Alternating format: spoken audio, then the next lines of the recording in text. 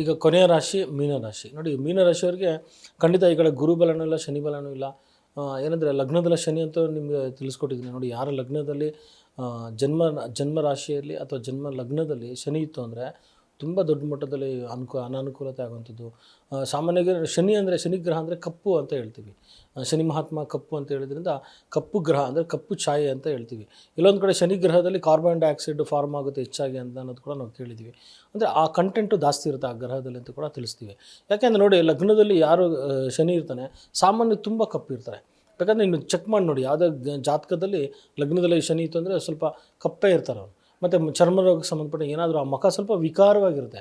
ಅವರು ಸ್ತ್ರೀ ಆಗಿದ್ರೂ ಸರಿ, ಹುಡುಗಿ ಆದರೂ ಸರಿ, ಅದು ಹುಡುಗ ಆಗಿದ್ರೂ ಸರಿ.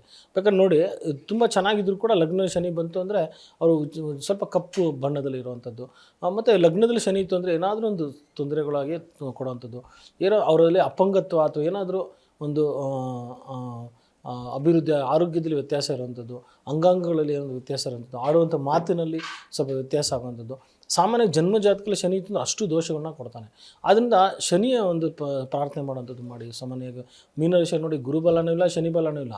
ಈ ಕಡೆ ವೇದದಲ್ಲಿ ಮತ್ತು ರವಿ ಗ್ರಹ 4 ಗ್ರಹಗಳಿದೆ. ವೇದದಲ್ಲಿ ಯಾವ ಗ್ರಹನೂ ಅಷ್ಟು ಒಳ್ಳೆಯದಲ್ಲ. ಯಾಕಂದರೆ ವೃಥಾ ಖರ್ಚುಗಳು, ವೃಥಾ ಪ್ರಾಣ ಕೊಡುವಂಥದ್ದು, ವೃಥಾ ಖರ್ಚುಗಳನ್ನ ಕೊಡ್ತಾರೆ ನೋಡಿ. ಯಾಕಂದರೆ ಕೇಂದ್ರದಲ್ಲಿ ಗುರು ಬಂತು, ತಂದೆ ಕುಟುಂಬದಲ್ಲಿ ಏನೋದು ತುಂಬ ದೊಡ್ಡ ಮಟ್ಟದಲ್ಲಿ ಖರ್ಚಾಗುವಂಥದ್ದು. ಯಾವುದಾದ್ರು ಮನೆಯಲ್ಲಿ ಒಂದು ಶುಭ ಕಾರ್ಯ ನಡೆಯುತ್ತೆ, ನೀವೇ ಖರ್ಚು ಮಾಡಬೇಕು. ಮನೆಯಲ್ಲಿ ಯಾರಿಗೋ ತೊಂದರೆ ಆಗ್ತಿರುತ್ತೆ, ನೀವೇ ಖರ್ಚು ಮಾಡಬೇಕಾಗುತ್ತೆ. ಮತ್ತು ವಾಹನಕ್ಕೆ ಸಂಬಂಧಪಟ್ಟಂಗೆ ತೊಂದರೆ ಆಗುತ್ತೆ. ಮನೆ ಸದಸ್ಯರಿಗೆ ಏನೋ ತೊಂದರೆ ಬಂತಂದರೆ ನೀವೇ ಖರ್ಚು ಮಾಡಬೇಕಾಗುತ್ತೆ ಆ ಒಂದು ಮೀನ ರಾಶಿಯವರಿಗೆ. ಯಾಕಂದರೆ ಮೊದಲೇ ಮೀನ ರಾಶಿಯವರು ವ್ಯಯ ಜಾಸ್ತಿ ಕೊಡೋವಂಥದ್ದವ್ರು, ಯಾವತ್ತೂ ಒಬ್ಬರು ಕೇಳೋದೇ ಇಲ್ಲ, ಬರೀ ಕೊಟ್ಟೇ ರೂಢಿ ಇರುತ್ತೆ ಅವ್ರಿಗೆ. ಆದ್ದರಿಂದ ಮೀನ ರಾಶಿಯವರಿಗೆ ಸಾಮಾನ್ಯವಾಗಿ ಏನಂದರೆ ಖರ್ಚು ಮಾಡೋದು ತುಂಬ ಅವ್ರಿಗೆ ರೂಢಿಯಾಗಿ ಹೋಗಿರುತ್ತೆ. ಅದರಿಂದ ಸ್ವಲ್ಪ ನೋಡಿ ಮಾಡಿ ಖರ್ಚು ಮಾಡೋವಂಥದ್ದು ಮಾಡಿ, ಖರ್ಚುಗಳನ್ನ ಕಂಟ್ರೋಲ್ ಮಾಡೋದು ಸ್ವಲ್ಪ ನೋಡ್ಕೊಳ್ಳಿ. ಯಾಕಂದರೆ ಆರ್ಥಿಕ ಪರಿಸ್ಥಿತಿ ಸಂಪಾದನೆ ಮಾಡೋದು ಕಷ್ಟ, ಆದರೆ ಖರ್ಚು ಮಾಡೋದು ತುಂಬ ಸುಲಭದ ಕೆಲಸ. ಹಾಗಾಗಿ ಸ್ವಲ್ಪ ಯಾರೇ ಆಗಲಿ ಕುಟುಂಬದ ಸದಸ್ಯರಿಗೆ ಮಾಡುವಾಗ ಸ್ವಲ್ಪ ವ್ಯತ್ಯಾಸಗಳು ನೋಡಿಕೊಂಡು ಸಮಾಧಾನಕರವಾಗಿ ಖರ್ಚುಗಳನ್ನ ನಿಭಾಯಿಸುವಂಥದ್ದು ಮಾಡಿ. ಚತುರ್ಥದಲ್ಲಿ ಗುರು ಬಂತು ಅಂದರೆ ತಾಯಿಯಿಂದನೂ ಒಂದು ಮನಸ್ಸಿಗೆ ಬೇಸರ ಆಗುವಂಥ ರೀತಿಯಲ್ಲಿ ನಡ್ಕೊತಾ ಇರ್ತಾರೆ. ನೀವು ಎಷ್ಟೇ ಖರ್ಚುಗಳು ನೋಡಿಕೊಂಡ್ರೆ, ಎಷ್ಟೇ ಅನುಕೂಲ ಮಾಡಿಕೊಟ್ರೂ ಕೂಡ ಗುರು ಚತುರ್ಥ ಭಾವಲಿದ್ದರೆ ಕುಟುಂಬದವರಿಂದ, ಕುಟುಂಬದ ಸದಸ್ಯರಿಂದ ನಿಮ್ಮ ಮೇಲೆ ಏನೋ ಒಂದು ಅಪವಾದಗಳು, ಸಣ್ಣ ಬಾಧೆಗಳು, ಸಣ್ಣ ಮನಸ್ಸಿಗೆ ನೋವಾಗೋ ರೀತಿಯಲ್ಲಿ ನಡ್ಕೊತಿರ್ತಾರೆ. ಅದರಿಂದ ಮೀನರಾಶಿಯವ್ರಿಗೆ ಏನು ಮಾಡೋಕ್ಕಾಗಿಲ್ಲ, ಗುರುವನ್ನು ಶಾಂತಿ ಮಾಡ್ಕೊಳ್ಳಿ. ಅದೇ ಲಗ್ನದಲ್ಲಿ ಶನಿ ಬೇರೆ ಇದ್ದಾನೆ, ಯಾವತ್ತೋ ಏನೋ ಒಂದು ಮೆಸೇಜ್ ಹಾಕಿರ್ತಾರೆ, ಯಾವತ್ತೋ ಏನೋ ಒಂದು ಮಾತು ಕೊಟ್ಟಿರ್ತಾರೆ, ಯಾವತ್ತೋ ಏನೋ ಒಂದು ಸಿಚುಯೇಷನು, ಒಂದು ಸನ್ನಿವೇಶ ನಡೆದಿರುತ್ತೆ. ಅದನ್ನು ಮೆಲ್ಕು ಹಾಕ್ಕೊಂಡು ಅದರಿಂದ ಮತ್ತೆ ನಿಮಗೆ ತೊಂದರೆ ಉದ್ಭವ ಅಂತ ಸಾಧ್ಯತೆಗಳಿರುತ್ತೆ. ನಾನು ಶನಿಮಾತ್ಮ ಕಥೆ ಕೇಳಿದ್ದೀರ, ಶನಿ ಕೊಟ್ಟರೆ ಯಾವ ರೀತಿ ಶನಿ ಹೆಗಲೇ ಇರ್ತಾನೆ ಅಂತ ನಿಮಗೆ ಶನಿ ಮಹಾತ್ಮ ಕಥೆಯಲ್ಲೇ ನೋಡಿದ್ದೀರ. ಅದರಲ್ಲೂ ಶನಿ ಲಗ್ನಕ್ಕೆ ಬಂತಂದರೆ ಇನ್ನು ಯಾವ ರೀತಿ ಇರುತ್ತೆ ನೋಡ್ಕೊಳ್ಳಿ. ಆದರೆ ಶನಿ ಲಗ್ನದಲ್ಲಿ ಬಂದರೆ ಬೇರೆಯವ್ರಿಗೆ ನಿಮ್ಮಿಂದ ಅನುಕೂಲ ಆಗುತ್ತೆ, ಆದರೆ ನಿಮ್ಗೆ ಅವರಿಂದ ಏನೂ ಅನುಕೂಲ ಆಗೋಲ್ಲ. ಆದ್ದರಿಂದ ಶನಿ ಲಗ್ನದಲ್ಲಿ ಇರೋದನ್ನ ಸ್ವಲ್ಪ ಒಂದು ಕೆಲಸ ಕಾರ್ಯಗಳಲ್ಲಿ ಮಂದಗತಿ, ಯಾವುದೇ ಕೆಲಸಕ್ಕೆ ಹೋಗಿ ತುಂಬ ಡಿಲೇ ಆಗ್ತಿರುತ್ತೆ. ಶನಿ ಅಂದರೆ ಮಂದಗತಿ. ಯಾಕಂದರೆ ನವಗ್ರಹಗಳಲ್ಲಿ ತುಂಬ ದೊಡ್ಡ ಗಾತ್ರದ ಗ್ರಹ ಅಂದರೆ ಗುರು ನಂತರ ಬರೋದು ಶನಿ ಗ್ರಹ. ಅದು ತುಂಬ ಗಾತ್ರದ, ಅಂದರೆ ಎಷ್ಟು ದೊಡ್ಡ ಗಾತ್ರ ಅಂದರೆ ಅದು ರೌಂಡ್ ಆಗ್ಬೇಕಂದ್ರೆ ಸುಮಾರು ಒಂದು ರಾಶಿಗೆ 2.5 ವರ್ಷ ತೊಗೊತಾರೆ ಅವರು. ಸೊ 2.5 ವರ್ಷ ಅಷ್ಟು ವರ್ಷ ಸುತ್ತಾಕೊಂತ. ಅದೇ ಗುರುಗ್ರಹ ಒಂದು ವರ್ಷಕ್ಕೆ ಒಂದು ರಾಶಿನ 12 ರಾಶಿನ ನಾವು ಸುತ್ತಾಕ್ತಾರೆ. ಒಂದು ರಾಶಿಯಿಂದ ಒಂದು ರಾಶಿಗೆ 12 ವರ್ಷ ತೊಗೊತಾರೆ ಒಂದು ರೌಂಡ್ ಬರೋಕ್ಕೆ. ಅದೇ ಇದಾದರೆ 30 ವರ್ಷ ತೊಗೊತಾರೆ. ಶನಿ ಮಹಾತ್ಮ ಒಂದು ರಾಶಿಗೆ ಬರಬೇಕಾದ್ರೆ 30 ವರ್ಷ. ಅಂದರೆ ಅವ್ರು ಎಲ್ಲಿ ಬಂದಾಗ ಅದರಲ್ಲೂ 7.5 ಬಂದುಬಿಡ್ತು ಅಂದರೆ ಮುಗಿದೇ ಹೋಯಿತು. ಈಗ ಮೀನರಾಶಿಯವರಿಗೆ ನೋಡಿ, ಕುಂಭರಾಶಿ, ಮೀನರಾಶಿ, ಮೇಷರಾಶಿಯವರಿಗೆ ಈಗ 7.5 ಪ್ರಾರಂಭ ಆಗಿದೆ. ಈ ಕಡೆ ಅರ್ಧಾಷ್ಟಮ ಶನಿ ಕನ್ಯಾ ರಾಶಿಯವರಿಗೆ ಇರುವಂಥದ್ದು ಕೂಡ ನಾವು ಕಾಣ್ತೀವಿ. ಜೊತೆಗೆ ಏನಂದರೆ ಲಗ್ನಕ್ಕೆ ಇವಾಗ ಮೀನರಾಶಿ ಇರೋದ್ರಿಂದ 7.5 ಜೊತೆಗೆ ಇರೋದ್ರಿಂದ ಸ್ವಲ್ಪ ಅನಾನುಕೂಲತೆ, ಮನಸ್ಸಿಗೆ ಬೇಸರ, ಅಪವಾದಗಳು, ನೀವು ಮಾಡದೇ ಅಂಥ ತಪ್ಪಿಗೆ ಅಥವಾ ಆಡದಿರೋಂಥ ಮಾತಿಗೆ ಹೊಣೆಯಾಗುವಂಥದ್ದು, ತುಂಬ ಕಿರಿಕಿರಿ ಬಾಧೆಗಳು, ಏನೋ ಒಂದು ಮಂದಗತಿಯಲ್ಲಿ ಸಾಗುವಂಥದ್ದು ಕೂಡ ನಾವು ಕಾಣ್ತೀವಿ.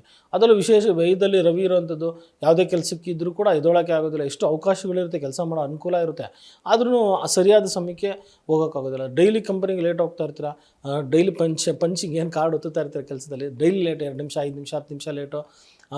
ಮತ್ತು ರಜೆಗಳಾಗ್ತಾ ಇರೋವಂಥದ್ದು, ಮನೇಲಿ ಏನಾದರೂ ತೊಂದರೆಗಳಾಗ್ತಾ ಇರೋಂಥದ್ದು, ಆರ್ಥಿಕ ಪರಿಸ್ಥಿತಿಯಲ್ಲಿ ಗೊಂದಲ, ದುಡ್ಡು ಕಾಸು ವಿಚಾರದಲ್ಲಿ ಇಲ್ಲಿ ಕೊಟ್ಟರೆ ಅಲ್ಲಾಗಲ್ಲ, ಅಲ್ಲಿ ಕೊಟ್ಟರೆ ಇಲ್ಲಾಗಲ್ಲ, ಜೊತೆಗೆ 1 ಲಕ್ಷ, 5 ಲಕ್ಷ 10 ಲಕ್ಷ ಸಾಲನೂ ಮಾಡ್ಕೊಂಡ್ಬಿಡ್ತೀರಾ. ಮತ್ತು ಹಳೆ ಸಾಲ ಜೊತೆಗೆ ಇನ್ನೊಂದಷ್ಟು ಸಾಲ ಸೇರ್ಕೊಂಡ್ಬಿಡುತ್ತೆ. ಮತ್ತು ನಿಮ್ಮ ಜೊತೆಗೆ ಸ್ವಲ್ಪ ಫ್ರೆಂಡ್ಸ್ ಇದ್ದರೂ ಕೂಡ ಫ್ರೆಂಡ್ಸ್ಗೂ ಹೆಲ್ಪ್ ಮಾಡೋಕೆ ಹೋಗ್ತೀರಾ, ಅಷ್ಟು ಕಷ್ಟದಲ್ಲೂ ಅವ್ರಿಗೂ ಹೆಲ್ಪ್ ಮಾಡ್ತೀರಾ, ಅಲ್ಲೂ ಸ್ವಲ್ಪ ತೊಂದರೆ ಮಾಡ್ಕೊತೀರಾ. ದೂರ ಪ್ರಯಾಣದಲ್ಲಿ ಅನಾನುಕೂಲತೆ ನೋಡಿ, ಫಾರಿನ್ಗೆ ಹೋಗೋರಿಗೆ ಖಂಡಿತ ಒಂದು ಅನುಕೂಲ ಇದೆ. ಯಾಕಂದರೆ ದಶಮ ಲಾಭಾಧಿಪತಿಯಾಗಿ ವ್ಯಾಧಿಪತಿಯಾಗಿ ಲಗ್ನಕ್ಕೆ ಬಂದಾಗ ಏನಾಗಂದರೆ ಸ್ವಲ್ಪ ಫಾರಿನ್ನು ದೂರ ಪ್ರಯಾಣ ಆಗುವಂಥ ಸಾಧ್ಯತೆಗಳು ಹೆಚ್ಚಾಗಿರುತ್ತೆ. ಅಂದರೆ ತುಂಬ ಒಂದು ಫಾರಿನ್ ವಿದೇಶ ಪ್ರಯಾಣ ಆಗದೇ ಇದ್ದರೂ ಕೂಡ ಸಣ್ಣ ಪುಟ್ಟ ಒಂದು ದೂರುಗಳು ಹೋಗುವಂಥದ್ದು, ಒಂದು ಗುರುಗಳ ಆಶೀರ್ವಾದ ಪಡೆಯುವಂಥದ್ದು, ಪುಣ್ಯಕ್ಷೇತ್ರಕ್ಕೆ ಹೋಗುವಂಥದ್ದು, ಅದು ಏನೋ ಒಂದು ಫಂಕ್ಷನ್ ನಿಮಿತ್ತ ಆಗಿರ್ಬೋದು, ಯಾರನ್ನೊಬ್ಬರು ನೋಡೋ ನಿಮಿತ್ತ ಆದರೂ ಕೂಡ ಹೆಚ್ಚಿನ ಪ್ರಯಾಣಗಳು ಇರುವಂಥ ಸಾಧ್ಯತೆಗಳು ಇರುತ್ತೆ. ಅದರಲ್ಲೂ ಲಗ್ನಾಧಿಪತಿನೇ ಚತುರ್ಥದಲ್ಲಿ ಇರೋದ್ರಿಂದ ಈ ಸಣ್ಣ ಪುಟ್ಟ ಒಂದು ದೂರ ಪ್ರಯಾಣ ಆಗುವಂಥದ್ದು, ಒಂದು ಪೂಜೆ ಕೈಂಕರ್ಯ ಮಾಡುವಂಥವ್ರಾಗಲಿ ಅಥವಾ ಏನೊಂದು ಕೆಲಸ ಕಾರ್ಯಗಳ ನಿಮಿತ್ತ ಹೆಚ್ಚಿನ ಪ್ರಯಾಣಗಳನ್ನ ಮಾಡೋಂಥ ಸಾಧ್ಯತೆಗಳು ಹೆಚ್ಚಾಗಿರುತ್ತೆ ಮಾರ್ಚ್ಗಳಲ್ಲಿ.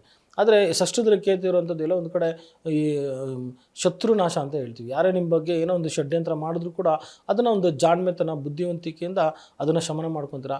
ಏನೂ ಆಗೇ ಇಲ್ಲ ಅನ್ನೋ ರೀತಿಯಲ್ಲಿ ನೀವು ಅವ್ರನ್ನ ಮೇಂಟೈನ್ ಮಾಡ್ಕೊಂಡು ಒಂದು ಒಳ್ಳೆ ರೀತಿಯಲ್ಲಿ ಒಂದು ವಿಶ್ವಾಸ ಗಳಿಸ್ತೀರ. ಆದರೂ ಕೂಡ ಶನಿ ಲಗ್ನದಲ್ಲಿದ್ದಾನೆ, ಸ್ವಲ್ಪ ಕೇರ್ಫುಲ್ ಆಗಿರುವಂಥದ್ದು, ಮತ್ತು ಮಾಡುವಂಥ ಮಾತಿನಲ್ಲಿ ಮಾಡುವಂಥ ವ್ಯವಹಾರಗಳಲ್ಲಿ ಮತ್ತು ಮಾಡುವಂಥ ಉದ್ಯೋಗದಲ್ಲೂ ಅಷ್ಟೇ ಕೂಡ ಯಾರೇನು ಹೇಳಿದ್ರು ಆಯಿತು ಅಂತೇಳಿ ಸುಮ್ಮನೆ ಒಂದು ಈ ಕಿವಿಯಲ್ಲಿ ಕೇಳ್ಕೊಂಡು ಆ ಕಿವಿಯಲ್ಲಿ ಬಿಟ್ಟು ಹೋಗ್ತಾ ಇರಬೇಕು, ಕೆಲಸ ಮಾಡ್ತಾ ಇರಬೇಕು. ತುಂಬ ಮನಸ್ಸಿಗೆ ಹಚ್ಕೊಳ್ಳಬಾರ್ದು. ಏನೋ ಒಂದು ಸಣ್ಣ ಪುಟ್ಟ ತೊಂದರೆ ಅದನ್ನು ಅಲ್ಲಲ್ಲೇ ಸರಿ ಮಾಡ್ಕೊಂಡು ಹೋಗುವಂಥದ್ದು ಮಾಡಿ.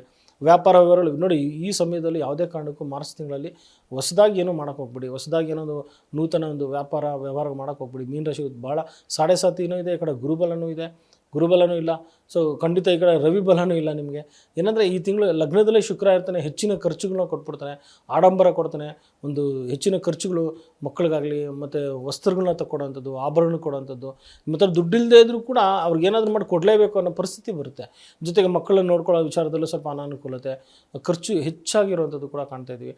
ನೋಡಿ, ಲಗ್ನದಲ್ಲಿ ಶನಿಯ ಒಂದು ಪ್ರಭಾವ, ಶನಿ ಒಂದು ಶಾಂತಿ ಮಾಡುವಂಥದ್ದು ಮರಿಬೇಡಿ.